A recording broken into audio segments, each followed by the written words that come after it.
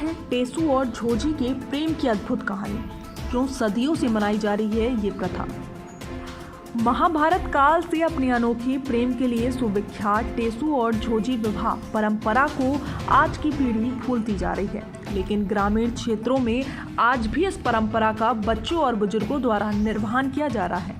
ये महाभारत काल के महापराक्रमी योद्धा भीम के पौत्र बर्बरिक अर्थात टेसू के प्रेम की कहानी है, जिसकी परंपरा विजयदशमी के दिन से शुरू होती है, जिसमें बच्चे और बच्चियां टेसू और झोंझी के गीत गाकर चंदा मांगती हैं, जो कार्तिक पूर्णिमा के दिन तक टेसू और झोंझी के विवाह को धूमधाम से मनाने के साथ तक चलती है, जिसमें बड़े बुजुर्ग व बच्चे सभी लोग शामिल होकर टेसू और झोंझी की बैंड बाजा ढोल नगाड़े बजाकर बारात निकालते हैं और पंडित विद्वानों को बुलाकर वैदिक मंत्रोच्चारण के साथ टेसू और झोंझी की शादी को सकुशल संपन्न कराते हैं। साथ ही इस दिन को शादी ब्याह के लिए सहारक के शुभ दिन की शुरुआत माना जाता है। सुनिए क्या है टेसू और झोंझी को लेकर महाभारत काल से ऐतिहासिक परंपरा। बात करते हैं ऐतिहासिक दृष्टि से झोंझी और टेसू की कहानी की।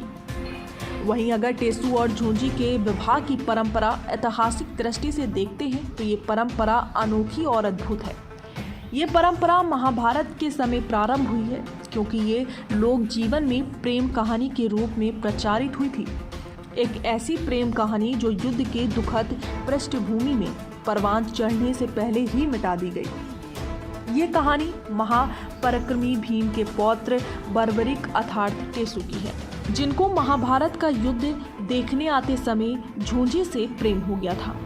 उन्होंने युद्ध से लौटकर झोंझी से विवाह करने का वचन दिया था, लेकिन कौरवों की ओर से युद्ध करने के कारण श्री कृष्ण ने सुदर्शन चक्र से उनका सिर काट दिया था, लेकिन वरदान के चलते सिर कटने के बाद भी टेसू जीवित रहे। सिर कटने के बाद जब भगवान श्री कृष्ण प्रकट हुए तो वरदान दिया कि आज के बाद वर्ष में जब भी सहारक की शुरुआत होगी तो सबसे पहली सहारक तुम्हारी ही होगी।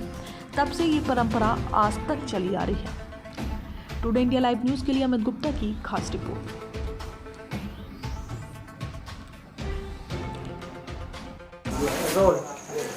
झोंझी और टेसू का विवाह, ये जो झोंझी और टेसू है मनाने का कारण ये है कि महाभारत काल में पांडुपुत्र भीम के बेटा घटोत्कच का लड़का बर्बरीक, जो बहुत बड़ा योद्धा था, उसका कहना था कि जो पक्ष हारेगा उसी की तरफ से हम युद्ध करेंगे।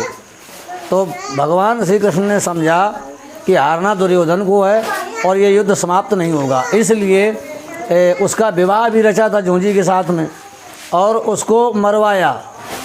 और मरने के बाद में जब भगवान प्रकट हुए तो उसने ये स्वीकार किया कि हाँ हम ये गलत कर रहे थे, लेकिन उसकी एक लालसा थी विवाह की झोंझी की, जो भगवान ने वरदान दिया कि आज के बाद जो भी मुहूर्त होगी विवाह की वो सबसे पहले तुम्हारी होगी, पहले तुम्हारा विवाह होगा, इसके बाद में सालग शुरू हो जाएगी।